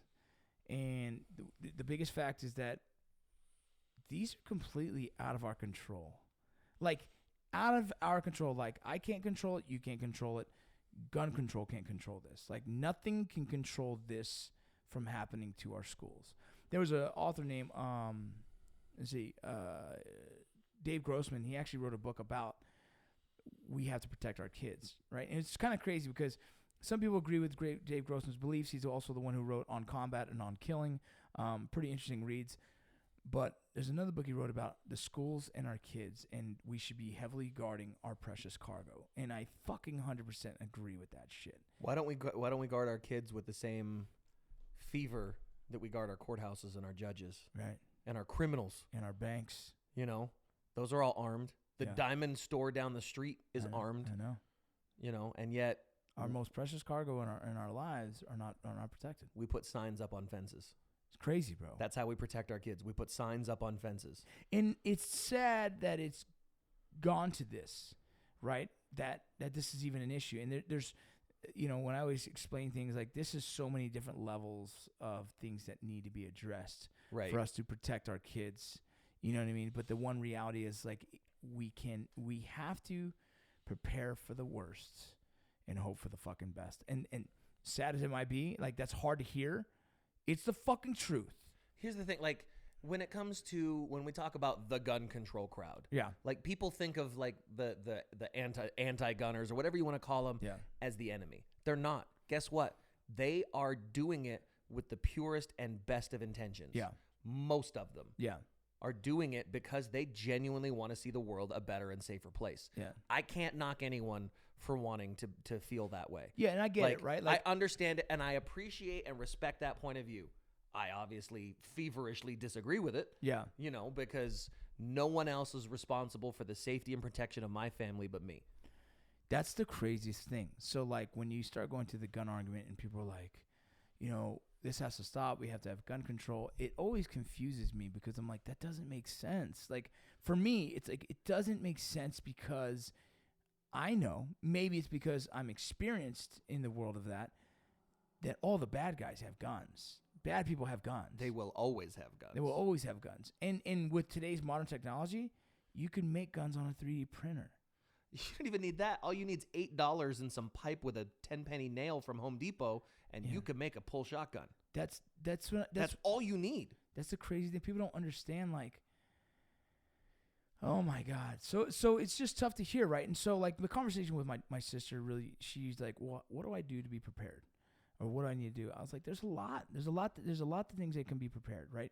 She's like, do I talk to my son about this? I'm like, I don't know. He's a little young for this, but you can have a conversation on what he should do in the event. Some have like. How old is he? 6. So I've had to have that conversation with my 10-year-old because they do active shooter drills at school now. Yeah. You know, and what do you do? Right. You know, but I'm also that dad that, you know, I've got a level of 3A soft plate armor in his backpack. Right. That just slides in there. Right. You know? That's what I told her. I said, I told her the same thing, bro. I said, look, and I'm going to tell all of you who are listening right now, I don't know who this company is, anything, but I've Googled it for her because she wanted to protect her family a little bit better, wasn't sure what to do. And there's a company called TuffyPacks.com. I looked through their stuff. So they have backpacks that are bulletproof up to a certain degree. And they also have just the inserts. Just an insert. Yeah. And the inserts are like $100. Yeah. And so it's something that, I mean, look, if it's a concern to you parents, go out there and research it. There's some backpacks that look more kiddish, right? Uh-huh. So your kid doesn't look like a fucking military fucking Army Ranger. Molly all over his bag. And, you know, got the... You know, like you can put morale patches on the kid's backpack and send him off to school. Yeah. Look, it sucks though. It does. Like, here's the thing that I think a lot of the anti-gun people don't get is gun people hate that it's this way too. Yes. I hate that we live in a world where I have to talk about protecting my son. Yeah, I know. I hate that I live in a world where these things happen all the time. I think we can all agree murder is bad.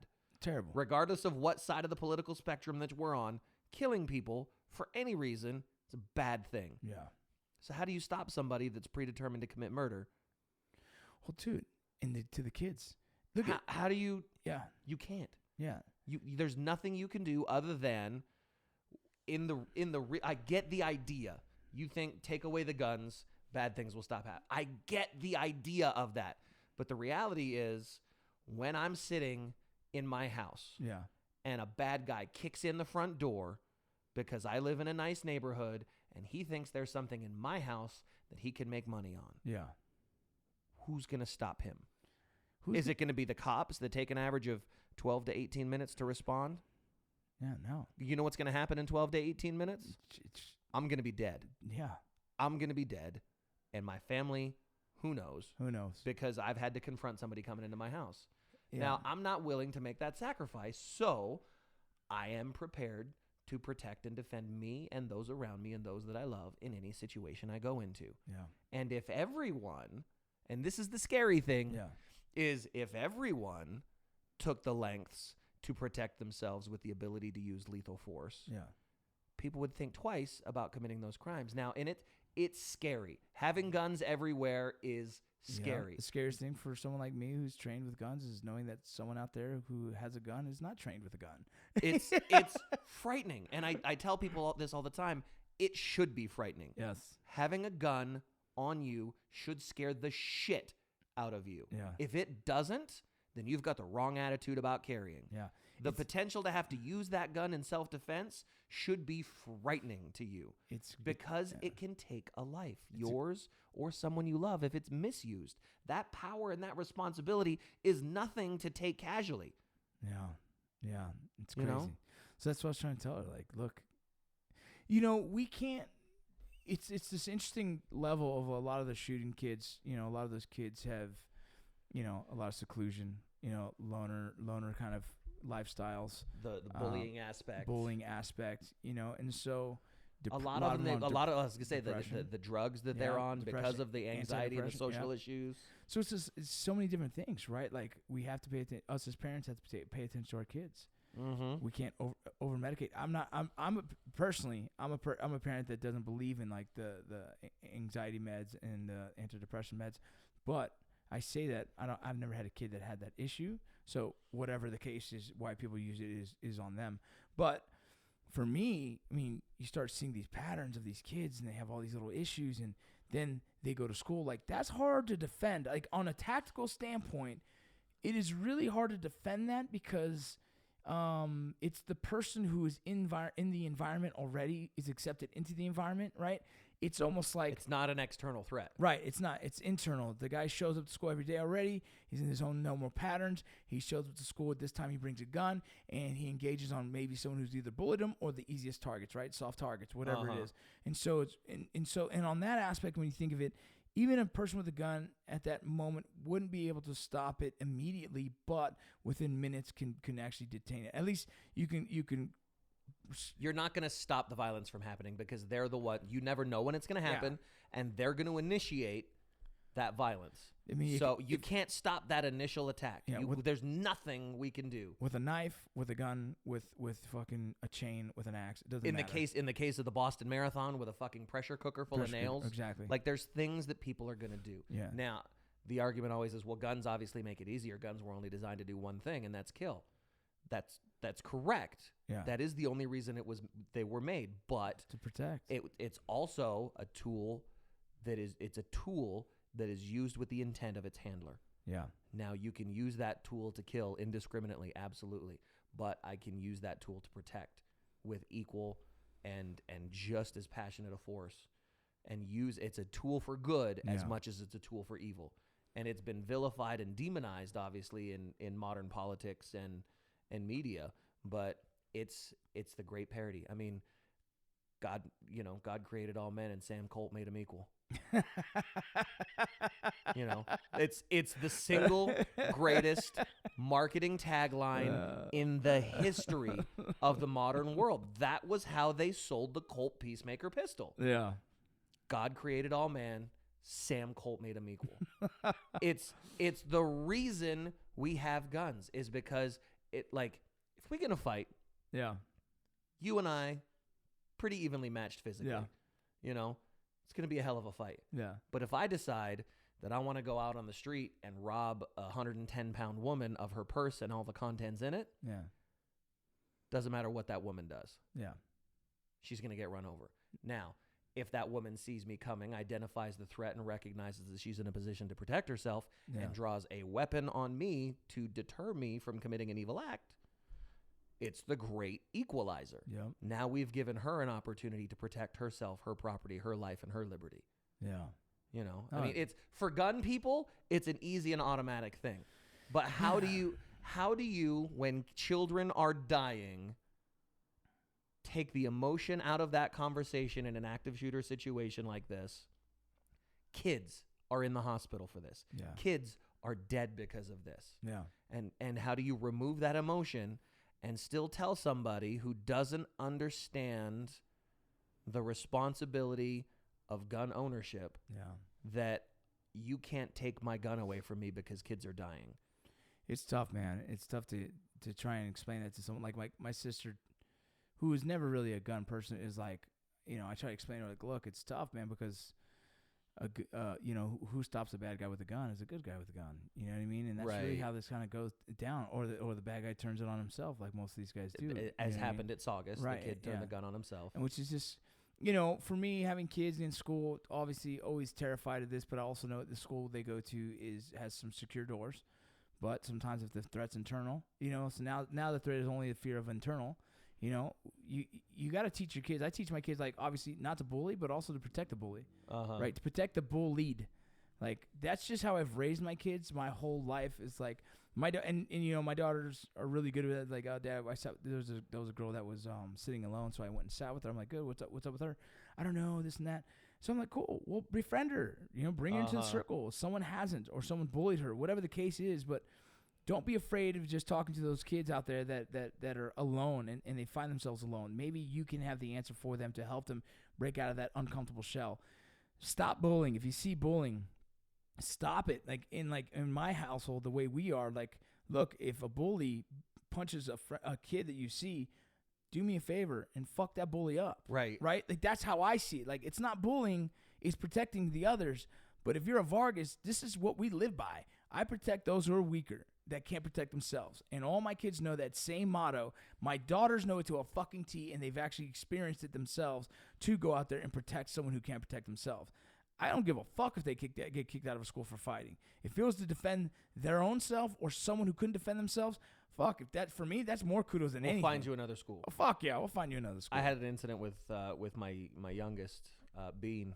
He's 6. Yeah. And he was on the playground, and I happened to be doing something else, and I was looking at my phone or something, and I looked up just in time to see him take both fists and put them right in another kid's chest and knock that kid to the ground. Whoa. And I was like, did he really just... And so I kind did of a proud I did moment, the whole, but like, wait a minute, what happened? Well, I didn't know what was going on, Yeah. and I was like, "Oi, get over here now!" And he thought he was in trouble, and I was like, "What happened? Why'd you push that kid?" And he goes, "That kid was being mean to me and the other girl that I was with." And I go, "Really? What was happening?" He goes, "He said we couldn't get on the slide. That the slide was his." And I told him, "No, it's a park," and he was being mean to me and the other girl I was playing with. Yeah. He didn't know the other girl. They just started playing on the playground. Yeah. He's like, so when he said I couldn't go up on the slide and I tried to go up on the slide, he pushed me. So I pushed him back. And I was like, good job. Go play. Yeah. Didn't do anything wrong. No. You know, like, but at 6, he gets that. Yeah. Like, I've taught that to my kids as well, you know, but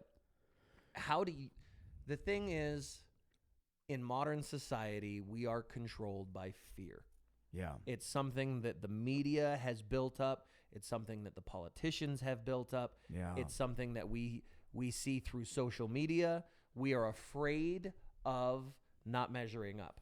We are afraid of the things we can't control. We are afraid of not being accepted. You know, there's all these different things that are fearful. Yeah. And that's the manipulator for control. Mm-hmm. And so people are using that fear, especially in these active shooter situations, to continue to use that agenda of fear against us. Yeah. To divide us, whether it's to actually control guns and take them out of the hands of law-abiding citizens, or whether it's just to continue to divide us as a people. Yep. You know, because whether you have a gun or not, if push comes to shove and we find ourselves in a situation, I'm protecting whoever's behind me. Everyone. If I don't know you or not. Well, I've had to have this conversation with my wife because, you know, we had that shooter situation here in the mall here in Utah recently. That ended up being gang violence related and not like a shooter situation. And she goes, what would you do in that case? She goes, would you go find the shooter? And I'm like, no, babe. No. Training does not say go find the shooter and be real cowboy and chase him down. She goes, well, what do you do? And I was like, I create a secure space. If we're in a store, your job is to take you and everyone with you back behind a secure locked door, and it's my job to cover the entry point until the police arrive. Yeah. And guess what? The safest space in that place is behind me. Yeah.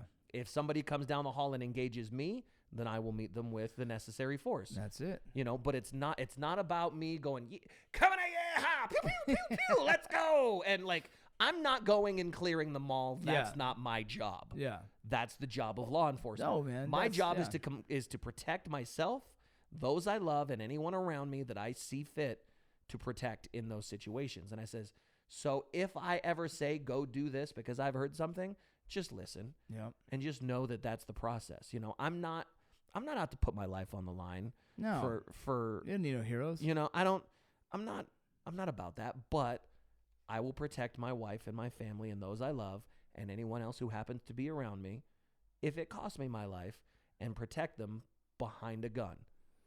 Because whoever's on the other side of that, no matter what other logic, no matter what other reason, no matter what other purpose that they have, it has drawn us to a point where it's my life versus their life.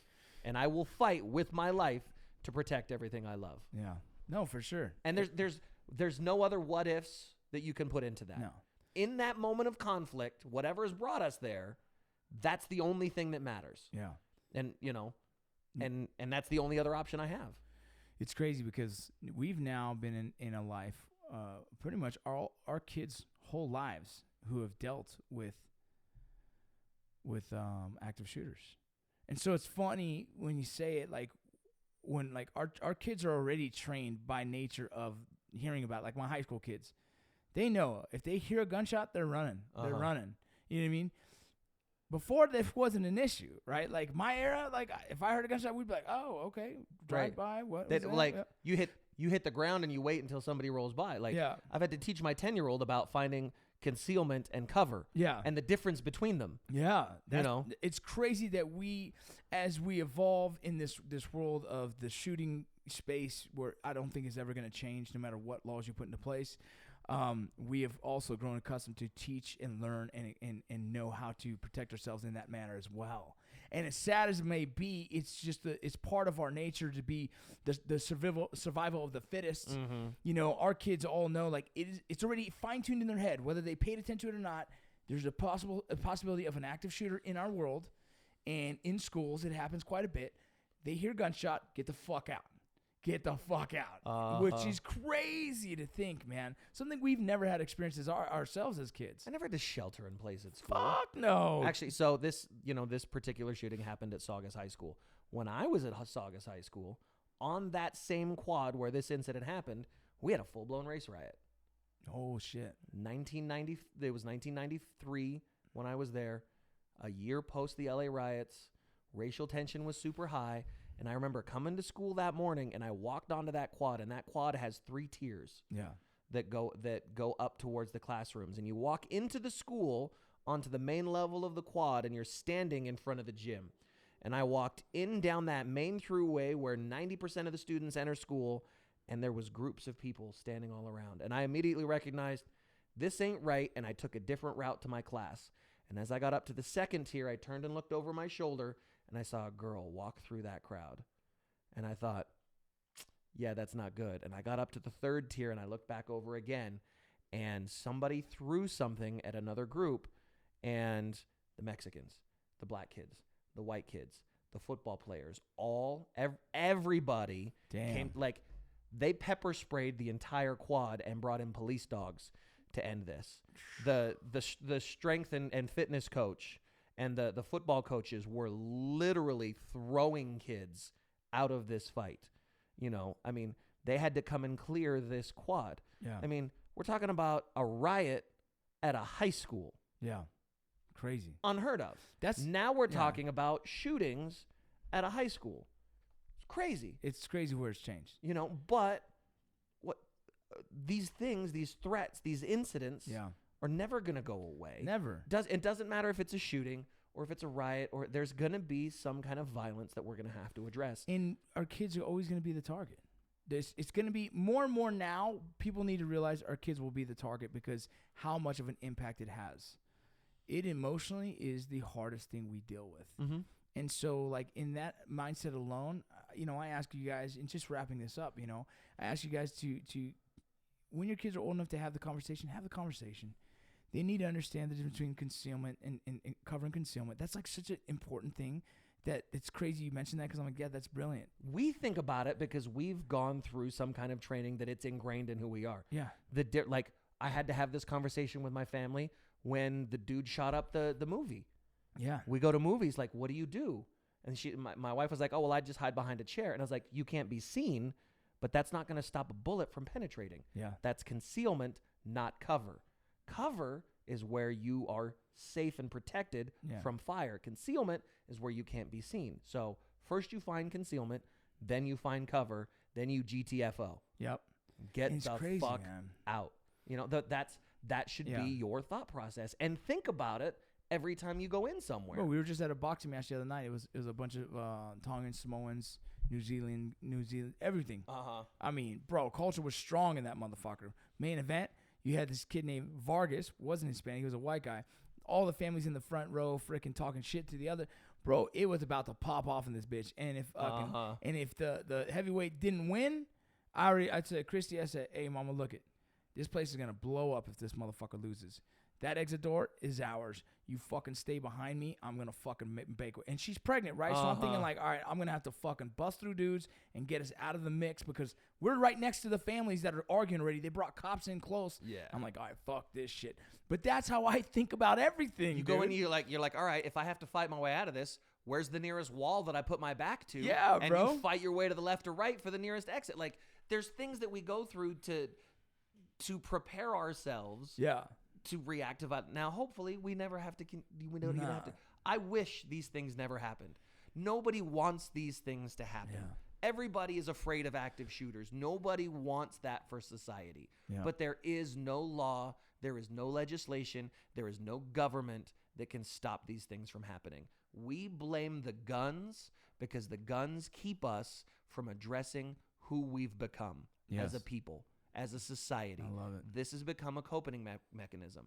It's easy for us to blame the guns because it's out there and it's a physical thing that we can attach all that guilt to. No. But no, it's us. It's who we are as people. It's our lack of compassion. It's our lack of interest and our lack of love for other human beings that has brought us to this point. Somebody has to show that love. I think people need to start raising their kids better. They We need to be more aware. awareness, more love, more compassion, more appreciation for other people. We need to make sure these kids have resiliency, or else the first heartbreak fucking ruins their lives. What helps resiliency is sports, things like that. We need to address all these little issues that we have. We need to watch out for over-medicating our kids. We have to pay attention to these kids. We have to make sure that they're not bullying. So why don't you train your kids to protect themselves as well? Yes. A lot of things, there's layers to this, right? I think we can really help. But, I think it's important to make sure your kids are prepared. I think physically, mentally, knowing how to protect themselves. There should not be bullying. If your kid knows how to fight, he will not be bullied. Jiu-jitsu, boxing, wrestling, all these things are very important for an anti-bullying purpose reasons. Don't allow your kids to be the victim. Allow them to play sports in some aspect in a competitive nature, to know how to lose and lose properly. Lose with success is what you said, Banks. Yeah. I think it's beautiful. Be there and be aware of your kids. Don't allow the computer and the video games to raise your kids. Let them have social skills and know how to cope with other people and have good communication.